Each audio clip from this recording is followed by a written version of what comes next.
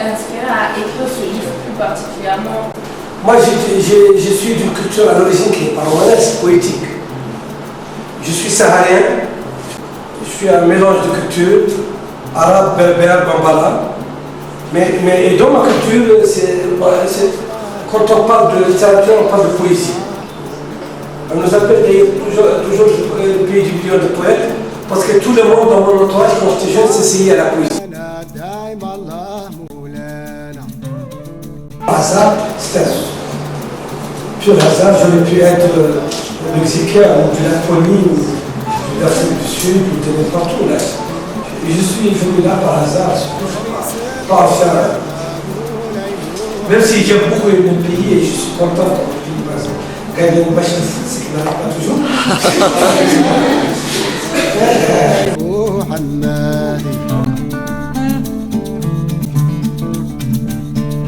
دايما الله مولانا دايما الله مولانا نبينا عربي العربي صلي mais le Niger, il y a aussi le Suédé qui était là l'an dernier, qui n'est pas parmi nous ce soir, mais qui aurait été bien mis s'il avait été présent, a également donc, des auteurs, également des artistes, également des écrivains.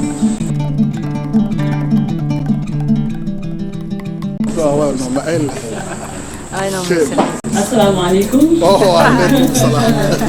Bonsoir tout le monde, les demoiselles, les dames, les messieurs. Donc tout d'abord, nous remercions monsieur l'ambassadeur de nous permettre de nous retrouver dans ce décor magnifique de la résidence de l'ambassade de France à Niamey. Et de remercier donc tous les organisateurs de cette semaine littéraire de Niamey, que j'aurais même appelé les rencontres littéraires de Niamey, parce qu'il y a énormément de rencontres qui sont prévues, au moins plus de 27 rencontres dans les établissements scolaires, mais aussi il y a les rencontres qu'on fait comme autour de ce cocktail de ce soir. Tout ça, ça tisse aussi des relations, et que de ces rencontres littéraires, nous espérons que nous continuerons à tisser d'autres rencontres. Parce que rencontrer les élèves dans les établissements scolaires pour parler de littérature africaine, pour les auteurs africains, c'est quelque chose de fondamental, d'essentiel, de pouvoir avoir accès à un public, et le public le plus approprié pour nous reste le public des écoles. Ces enfants qui, malgré tout ce qu'on peut dire, et je les défends, bec et ongles, que les enfants, ils ont besoin, ils ont un désir du livre. Et je dis toujours, le livre, non seulement son contenu, qui est de la connaissance, qui est de l'histoire, qui est de l'information, qui est du rêve, qui est du voyage. Le livre, il faut le posséder. Un livre, on le prend dans un sac. Un livre, on peut le lire à la maison. Dans son lit, au bord du fleuve, on peut le prêter, on peut le partager. Et je pense qu'il est du devoir des autorités de tous les pays du monde de rendre le livre de plus en plus accessible et arriver à faire aimer le livre aux enfants par tous les moyens. C'est notre devoir de faire aimer le livre. Parce que je dis que le livre, c'est comme une femme. Il faut la posséder.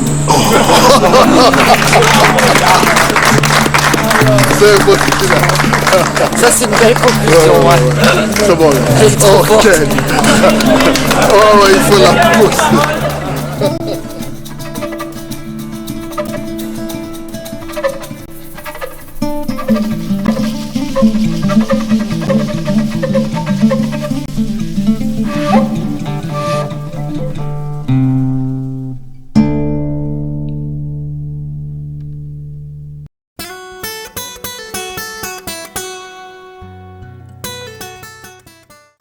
Qui peuvent se passer à l'intérieur des personnages. Donc c'était surtout ça, j'avais envie de montrer le drame de cette jeune femme, mais je ne me mets pas de son point de vue, parce que moi je n'ai pas d'enfant et que je pense que ça m'est absolument impossible d'imaginer ce que c'est que de perdre des enfants.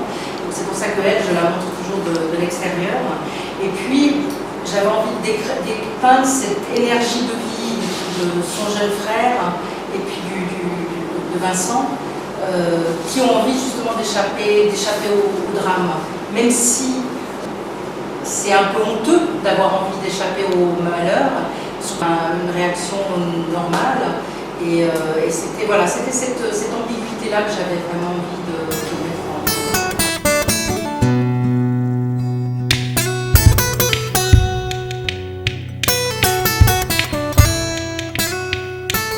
Elle écrit son 4e roman en 2000 et l'intitule Les Vivants, titre qui illustre plutôt bien l'ambiguïté de l'œuvre et de ses personnages.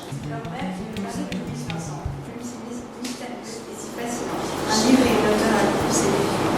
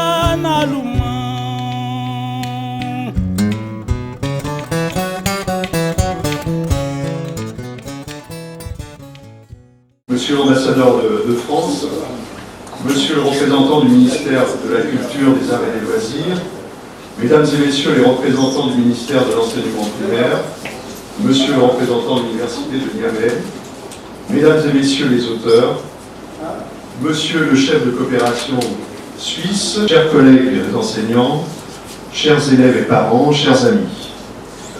Je voudrais, avant de céder la parole donc, au directeur du CCFM, mais aussi à mon collègue du lycée Mariama, et ensuite à l'ambassadeur de France qui ouvrira officiellement la 3e édition de la semaine littéraire, vous faire quelques mots d'introduction. Ces nouvelles rencontres littéraires, je reprends la suggestion faite par Ken Bougoul lors de son discours hier au soir à l'ambassade de France, elles nous permettent aujourd'hui d'accueillir des écrivains de pays voisins, Sami Chak du Togo, Dominique Mbouki et Boniface du Congo. Nous avons aussi Barek Berouk de Mauritanie, Ousmane Diarra du Mali, et aussi le pays invité cette année, la Suisse, avec l'écrivaine Pascal Kramer et un éditeur, Jean Richard. Merci à vous d'être ici aujourd'hui. L'organisation d'un tel événement, vous le savez, a demandé un investissement de tous depuis plusieurs mois. Je tiens donc à remercier particulièrement, et en premier certainement, Éric Burel et son équipe. Éric Burel qui doit être quelque part, je passe la parole.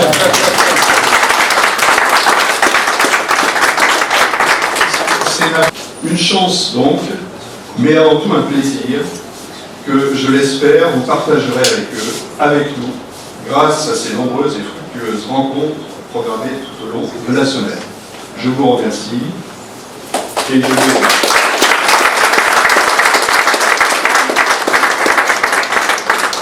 je vais passer la parole à mon collègue, proviseur du lycée Mariama. Bonjour, excellent monsieur l'ambassadeur, mesdames, messieurs, chers collègues. Alors, au nom des établissements partenaires et bénéficiaires de la semaine littéraire, Merci à tous.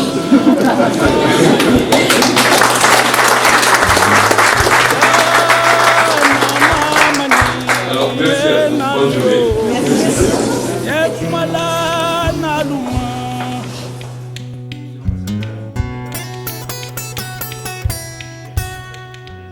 Mesdames, Messieurs les enseignants et aussi chers libraires, 27 rencontres sont prévues, dont 17 dans des établissements scolaires et une à l'université.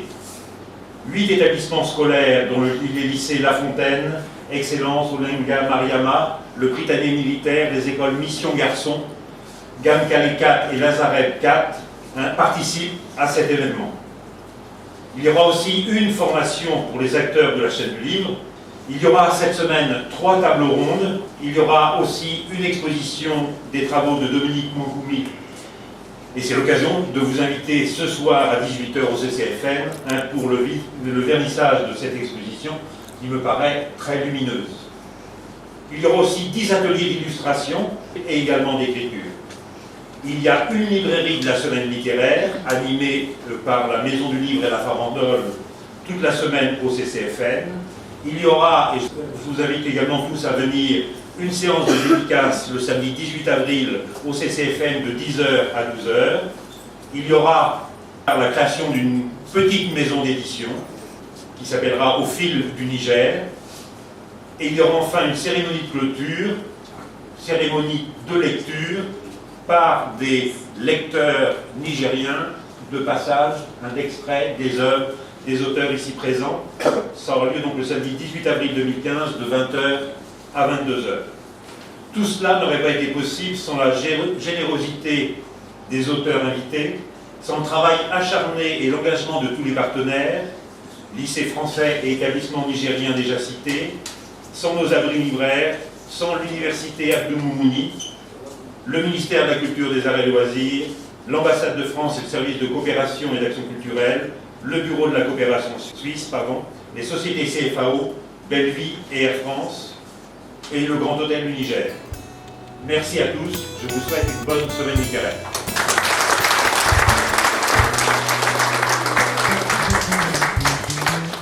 Monsieur le proviseur, ou plutôt messieurs les proviseurs, monsieur le conseiller culturel, messieurs les officiels nigériens, chers professeurs, chers élèves aussi, je crois que l'essentiel était dit donc, effectivement sur cette semaine littéraire qu'on pourrait appeler rencontre, pour donner le goût de la lecture, qui est capital, qui est essentiel.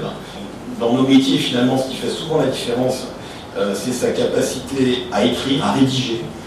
Et pour bien rédiger, il faut d'abord savoir bien lire. Si on ne sait pas bien écrire, honnêtement, on aura des difficultés. Et c'est pour ça que c'est très important, effectivement, que les élèves puissent se frotter donc, à des auteurs, à des écrivains, et puissent effectivement s'approprier cette littérature. Ça ne peut être qu'un plus pour eux à l'avenir. Enfin, voilà, tout ça pour dire que la littérature, elle est universelle. Donc voilà, moi je suis très heureux de voir que cet événement, on arrive, je dirais, à l'institutionnaliser, dans le bon sens du terme, à le pérenniser. Alors ça, c'est grâce à l'engagement, effectivement, du lycée La Fontaine, c'est grâce à l'engagement du CCFN, et dans ces deux institutions des médiathécaires, c'est grâce aussi au soutien du service culturel, de Laurent Bonneau, de Pierre David. Donc voilà, donc je voudrais leur rendre hommage à tous, et puis je vous souhaite donc à toutes et à tous de bonnes rencontres avec nos écrivains, et à nos écrivains de bonnes rencontres avec Niamey, avec le Niger. Cette semaine que vous aurez vécue ici vous inspire pour l'avenir et pour la suite. Merci.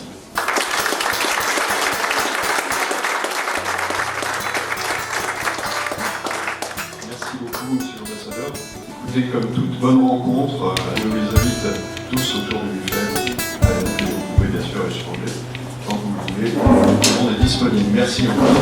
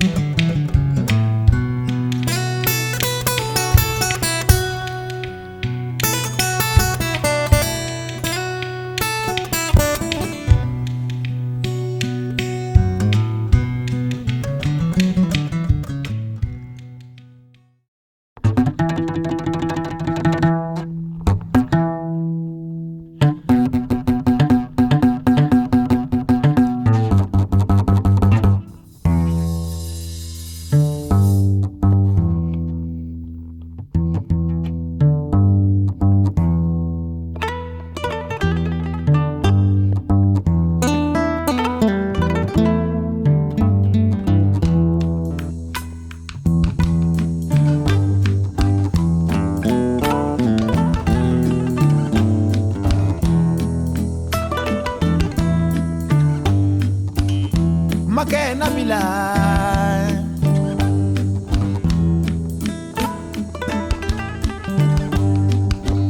makengi kanabila furo bana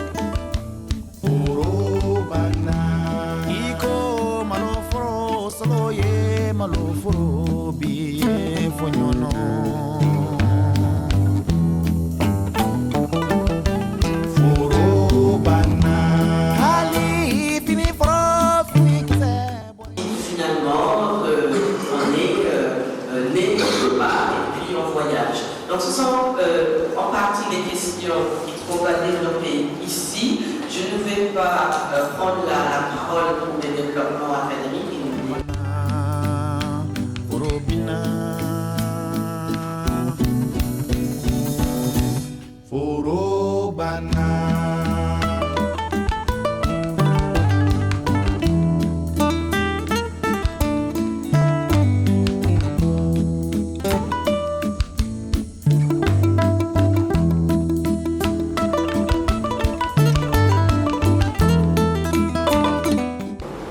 Tu voulais quelque chose? Tu as presque devancé ma question.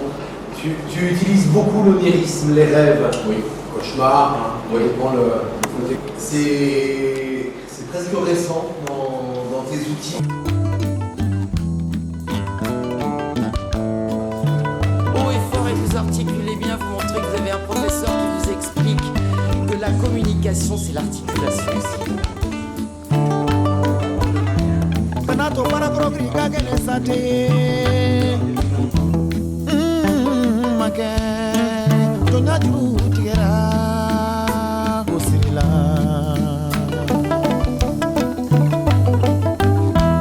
make laidu la tigera. Contrairement à Victor Hugo, vous n'avez aucune chance de croiser dans les couloirs. Là, vous avez Ousmane Yara en face de vous. Oui, c'est moi. Voilà. Ousmane est un grand auteur, on a vraiment grand plaisir à le recevoir. Ousmane vient de Bamako, on a un amour en commun tous les deux, Ousmane. On partage le même métier. Je pense que tu as été d'ailleurs bibliothécaire avant d'être écrivain. Ousmane est bibliothécaire à l'Institut français de Bamako au Mali. Il est l'auteur de 3 romans chez Continent Noir. Il nous amène avec La Route des Clameurs à une actualité plus que brûlante. Il nous parle du Mali, il nous parle des arts, il nous parle d'un personnage étonnant, un papa. Pourquoi? Parce que le narrateur est un enfant. Il nous parle de la puissance des arts pour lutter contre l'obscurantisme. Il nous parle, je pense, d'une vision du monde, de la société, de la culture, des lettres qu'il n'a pas envie de voir disparaître. Mais profitez pleinement jusqu'au bout de ce moment, questionnez, interrogez-le. Vous pouvez revoir Ousmane Yara ce soir, une table ronde autour de la liberté d'expression, c'est quelque chose qui peut vous intéresser. L'entrée est simple, c'est la littérature peut-elle tout dire. Je vais arrêter d'être bavard et je vous souhaite un très bon moment. Merci.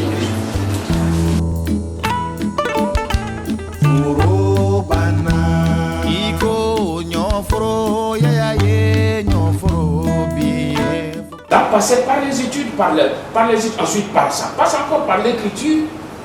Je m'affirme.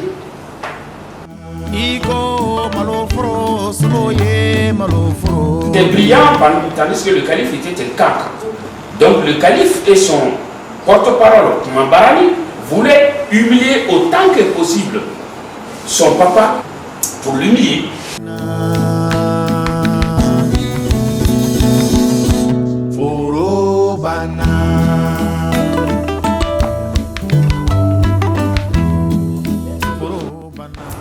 Comment puis-je avoir peur? Ce n'est pas possible. Je ne peux pas avoir peur, je ne peux pas me le permettre.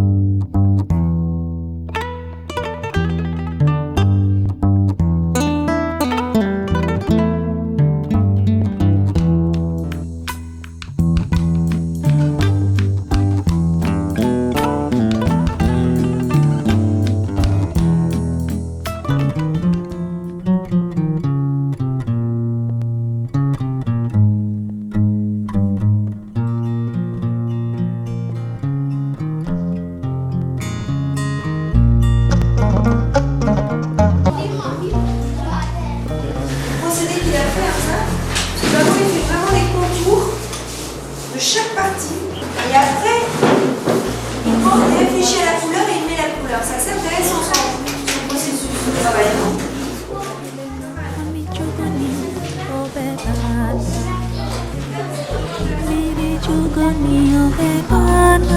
Kemana gua miri juhu oh bebana furukunya jigide ye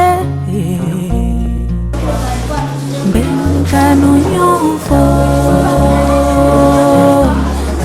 furo nyofo furukunya jigide ye jigi amina fara monstre. Oh là là, faut mettre de la couleur alors.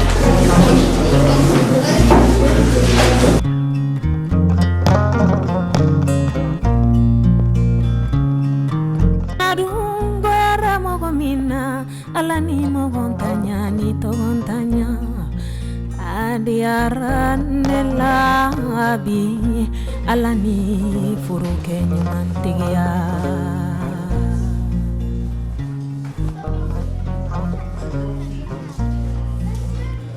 Benkano nyonfo sheri sheri Kamfuro nyonfo kabari kada furukunye jigini Aha no jigi amina ampara Okafo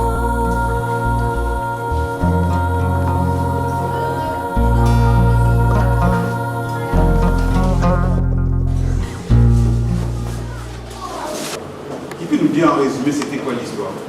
L'histoire d'une femme qui attendait un bébé dans le village. Quand on écrit une histoire, il y a une partie qu'on appelle la partie imaginaire.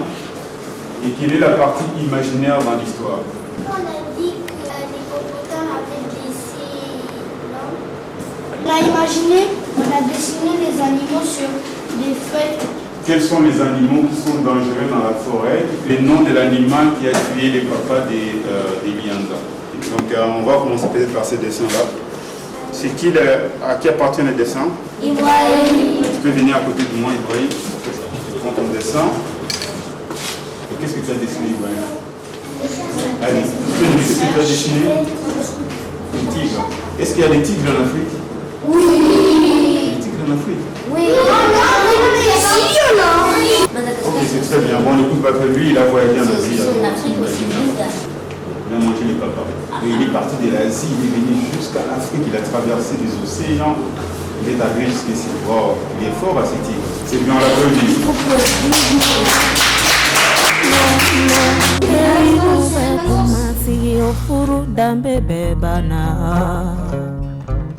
O furu kono sutara bana O furu kelenya beni bana